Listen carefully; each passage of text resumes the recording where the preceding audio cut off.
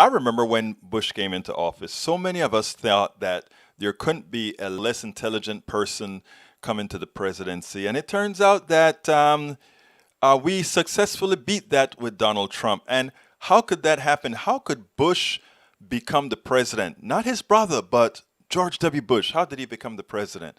And then how did Donald Trump become the president? What were those forces that allowed him to be there? Could somebody like Barack Obama have the same type of credentials and mistakes and all of that and still be considered a good president or even become president?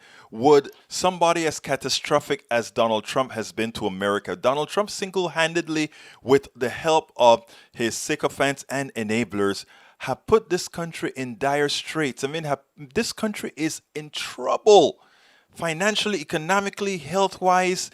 The destruction that emanated from this guy's presidency is just astounding. And it just came down to me listening today to Tiffany Cross, and one sentence, a couple of sentences that she made, kind of put it all together. Listen to it and then let's take it on the other side.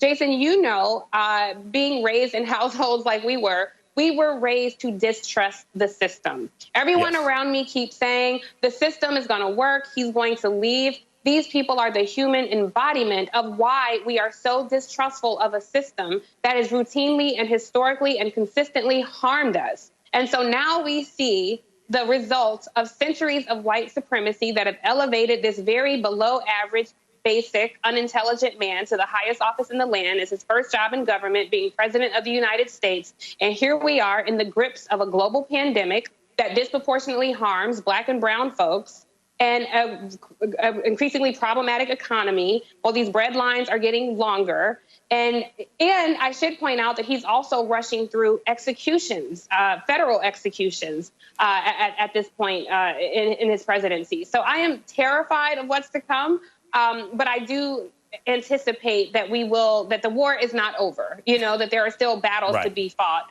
as he is the outgoing president. And I hope that he eventually accepts that. Well, I'm not hoping that he accepts that, because he will never accept that. I am not terrified. I am resolved. I think we all have to be resolved. Everybody, including clear-thinking Republicans, have to be resolved never to do this again, never to allow the evils of our past ideologies to allow somebody of his caliber to get into office, somebody that is distinctly flawed. Not distinctly flawed, fatally flawed for our country, to never allow this again to happen. And if we do, 74 million people could have accidentally get this guy reelected. We dodged the bullet by a few 100,000 votes, but we have to make sure to educate America into forgetting some of its past that will allow, or that could allow, somebody like another Donald Trump to become president of the United States and really then destroy the country. We spend a lot of time deconstructing the news, trying to parse it into a form that everybody can understand. We try to find those little nitpicks where it flies above the fray, etc. If you really like these videos that we do, I want to ask a big favor. Please go ahead. Number one, subscribe to our channel. And number two, please join if you can. Thank you so kindly for watching. Keep watching. Please remember to share. We must populate the entire internet with our progressive message, a message that we know is what most Americans say that they want. So help us, please join.